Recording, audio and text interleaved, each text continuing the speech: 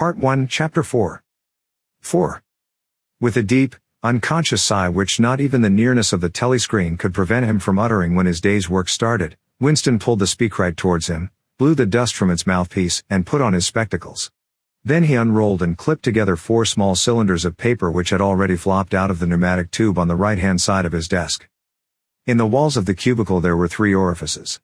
To the right of the speakwrite, a small pneumatic tube for written messages, to the left, a larger one for newspapers, and in the side wall, within easy reach of Winston's arm, a large oblong slit protected by a wire grating. This last was for the disposal of waste paper. Similar slits existed in thousands or tens of thousands throughout the building, not only in every room but at short intervals in every corridor. For some reason they were nicknamed memory holes. When one knew that any document was due for destruction, or even when one saw a scrap of waste paper lying about, it was an automatic action to lift the flap of the nearest memory hole and drop it in, whereupon it would be whirled away on a current of warm air to the enormous furnaces which were hidden somewhere in the recesses of the building. Winston examined the 4 slips of paper which he had unrolled. Each contained a message of only 1 or 2 lines, in the abbreviated jargon, not actually Newspeak, but consisting largely of Newspeak words, which was used in the Ministry for Internal Purposes. They ran: Times March 17, 1984 BB Speech Mal-reported Africa Rectify. Times December 19, 1983 Forecast 3 4th Quarter 83 Misprints Verify Current Issue. Times February 14, 1984 Mini Plenty Mal-Quota Chocolate Rectify. Times March 12, 1983 Reporting BB Day Order Double Plus Ungood Refs Un Persons Rewrite Fullwise Up Sub Anti-Filing. With a faint feeling of satisfaction Winston laid the 4th message aside. It was an intricate and responsible job and had better be dealt with last. The other 3 were routine matters, though the second one would probably mean some tedious wading through lists of figures. Winston dialed back numbers on the telescreen and called for the appropriate issues of the Times, which slid out of the pneumatic tube after only a few minutes' delay. The messages he had received referred to articles or news items which for one reason or another it was thought necessary to alter, or, as the official phrase had it, to rectify. For example, it appeared from the Times of the 17th of March that Big Brother, in his speech of the previous day, had predicted that the South Indian front would remain quiet but that a Eurasian offensive would shortly be launched in North Africa. As it happened, the Eurasian Higher Command had launched its offensive in South India and left North Africa alone. It was therefore necessary to rewrite a paragraph of Big Brother's speech, in such a way as to make him predict the thing that had actually happened. Or again, the Times of the 19th of December had published the official forecasts of the output of various classes of consumption goods in the 4th quarter of 1983, which was also the 6th quarter of the 9th 3-year plan. Today's issue contained a statement of the actual output, from which it appeared that the forecasts were in every instance grossly wrong. Winston's job was to rectify the original figures by making them agree with the later ones. As for the 3rd message, it referred to a very simple error which could be set right in a couple of minutes. As short a time ago as February, the Ministry of Plenty had issued a promise, a categorical pledge were the official words, that there would be no reduction of the chocolate ration during 1984. Actually, as Winston was aware, the chocolate ration was to be reduced from 30 grams to 20 at the end of the present week. All that was needed was to substitute for the original promise a warning that it would probably be necessary to reduce the ration at some time in April. As soon as Winston had dealt with each of the messages, he clipped his speak-written corrections to the appropriate copy of the Times and pushed them into the pneumatic tube. Then, with a movement which was as nearly as possible unconscious, he crumpled up the original message and any notes that he himself had made, and dropped them into the memory hole to be devoured by the flames. What happened in the unseen labyrinth to which the pneumatic tubes led, he did not know in detail, but he did know in general terms. As soon as all the corrections which happened to be necessary in any particular number of the Times had been assembled and collated, that number would be reprinted, the original copy destroyed, and the corrected copy placed on the files in its stead. This process of continuous alteration was applied not only to newspapers, but to books, periodicals, pamphlets, posters, leaflets, films, soundtracks, cartoons, photographs, to every kind of literature or documentation which might conceivably hold any political or ideological significance.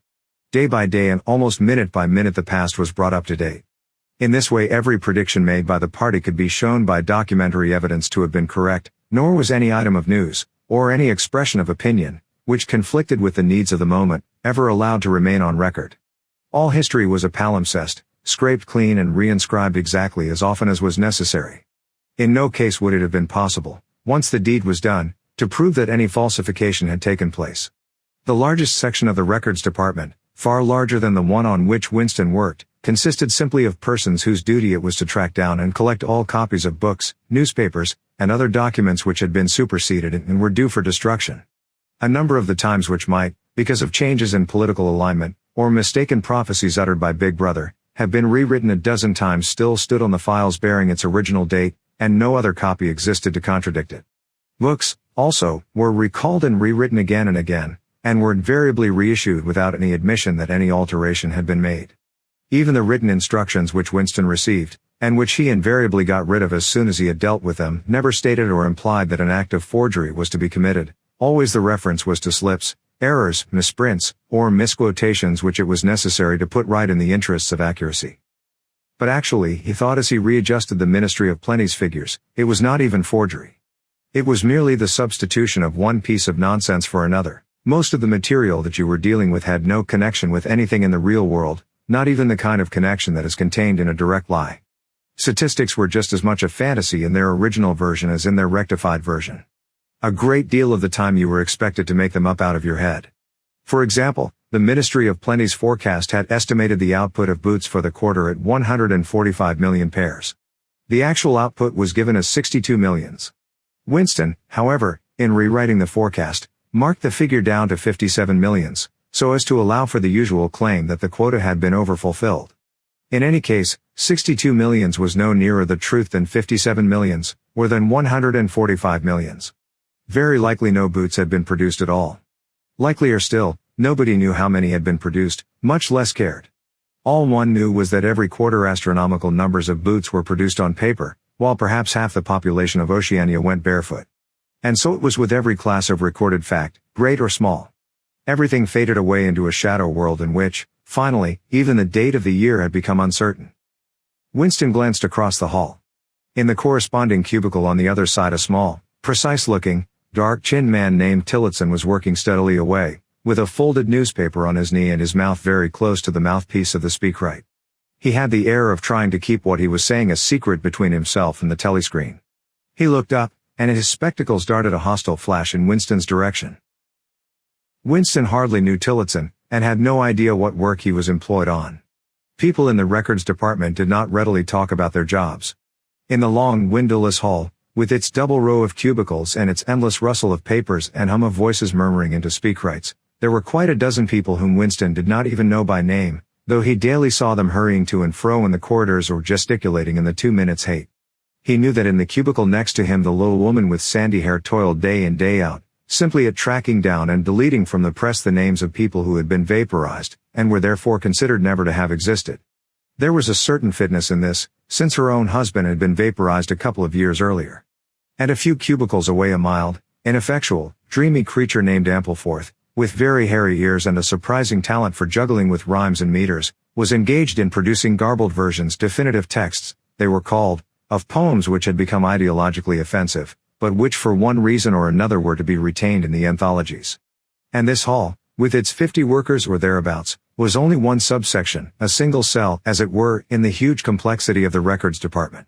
Beyond, above, below were other swarms of workers engaged in an unimaginable multitude of jobs. There were the huge printing shops with their sub-editors, their typography experts, and their elaborately equipped studios for the faking of photographs. There was the teleprogram section with its engineers, its producers, and its teams of actors specially chosen for their skill in imitating voices. There were the armies of reference clerks whose job was simply to draw up lists of books and periodicals which were due for recall. There were the vast repositories where the corrected documents were stored, and the hidden furnaces where the original copies were destroyed. And somewhere or other, quite anonymous, there were the directing brains who coordinated the whole effort and laid down the lines of policy which made it necessary that this fragment of the past should be preserved, that one falsified, and the other rubbed out of existence. And the records department, after all, was itself only a single branch of the Ministry of Truth, whose primary job was not to reconstruct the past but to supply the citizens of Oceania with newspapers, films, textbooks, telescreen programs, plays, novels, with every conceivable kind of information, instruction, or entertainment, from a statue to a slogan, from a lyric poem to a biological treatise, and from a child's spelling book to a newspeak dictionary. And the ministry had not only to supply the multifarious needs of the party, but also to repeat the whole operation at a lower level for the benefit of the proletariat. There was a whole chain of separate departments dealing with proletarian literature, music, drama, and entertainment generally. Here were produced rubbishy newspapers containing almost nothing except sport, crime and astrology, sensational 5-cent novelettes, films oozing with sex, and sentimental songs which were composed entirely by mechanical means on a special kind of kaleidoscope known as a versificator.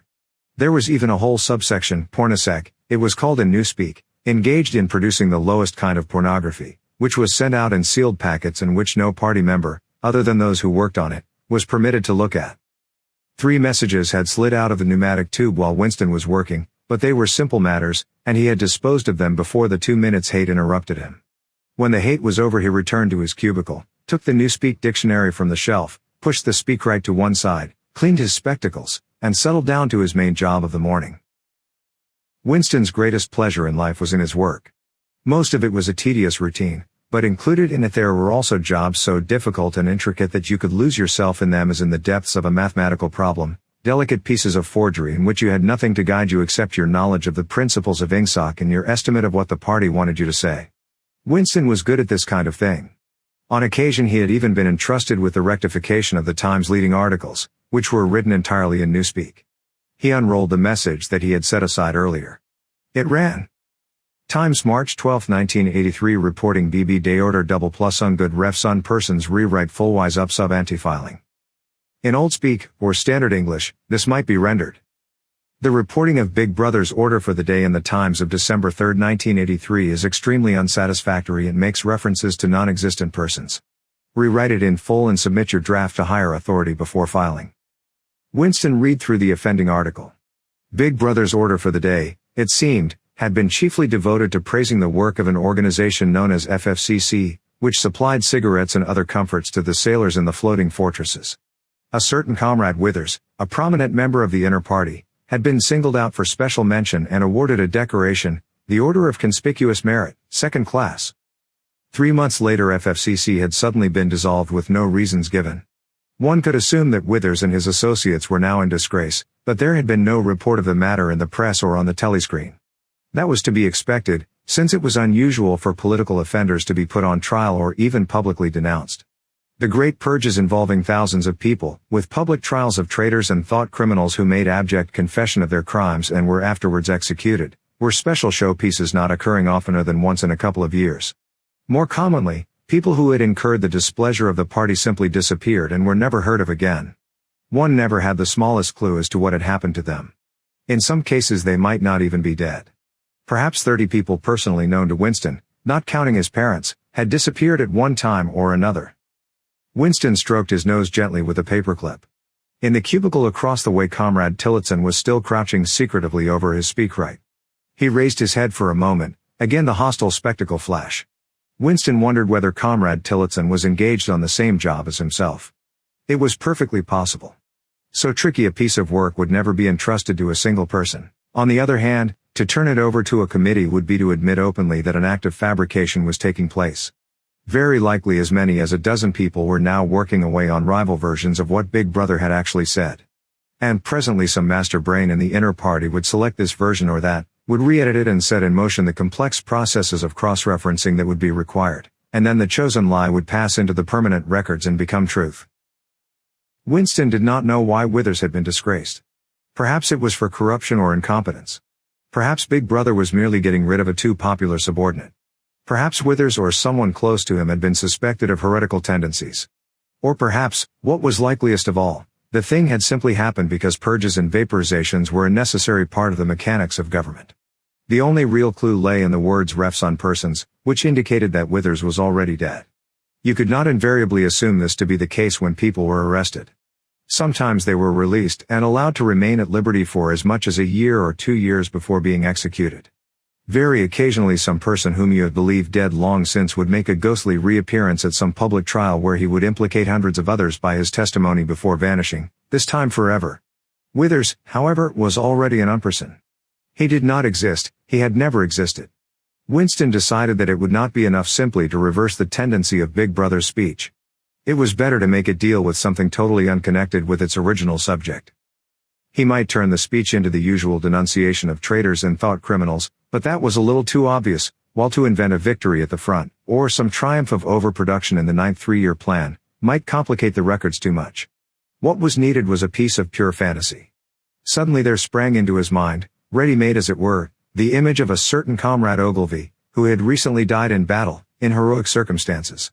There were occasions when Big Brother devoted his order for the day to commemorating some humble, rank-and-file party member whose life and death he held up as an example worthy to be followed. Today he should commemorate Comrade Ogilvy. It was true that there was no such person as Comrade Ogilvy, but a few lines of print and a couple of faked photographs would soon bring him into existence. Winston thought for a moment, then pulled the speakwrite towards him and began dictating in Big Brother's familiar style, a style at once military and pedantic, and, because of a trick of asking questions and then promptly answering them, what lessons do we learn from this fact, comrades? The lesson, which is also one of the fundamental principles of ingsoc, that, etc., easy to imitate. At the age of 3, Comrade Ogilvy had refused all toys except a drum, a submachine gun, and a model helicopter. At 6, a year early, by a special relaxation of the rules, he had joined the spies. At 9 he had been a troop leader. At 11 he had denounced his uncle to the thought police after overhearing a conversation which appeared to him to have criminal tendencies. At 17 he had been a district organizer of the Junior Anti-Sex League. At 19 he had designed a hand grenade which had been adopted by the Ministry of Peace and which, at its first trial, had killed 31 Eurasian prisoners in one burst. At 23 he had perished in action. Pursued by enemy jet planes while flying over the Indian Ocean with important dispatches, he had weighted his body with his machine gun and leapt out of the helicopter into deep water, dispatches and all, an end, said Big Brother, which it was impossible to contemplate without feelings of envy. Big Brother added a few remarks on the purity and single-mindedness of Comrade Ogilvy's life. He was a total abstainer and a non-smoker, had no recreations except a daily hour in the gymnasium, and had taken a vow of celibacy, believing marriage and the care of a family to be incompatible with a 24-hour-a-day devotion to duty. He had no subjects of conversation except the principles of ingsoc, and no aim in life except the defeat of the Eurasian enemy and the hunting down of spies, saboteurs, thought criminals, and traitors generally. Winston debated with himself whether to award Comrade Ogilvy the Order of Conspicuous Merit. In the end he decided against it because of the unnecessary cross-referencing that it would entail. Once again he glanced at his rival in the opposite cubicle. Something seemed to tell him with certainty that Tillotson was busy on the same job as himself. There was no way of knowing whose job would finally be adopted, but he felt a profound conviction that it would be his own. Comrade Ogilvy, unimagined an hour ago, was now a fact. It struck him as curious that you could create dead men but not living ones. Comrade Ogilvy, who had never existed in the present, now existed in the past, and when once the act of forgery was forgotten, he would exist just as authentically, and upon the same evidence, as Charlemagne or Julius Caesar.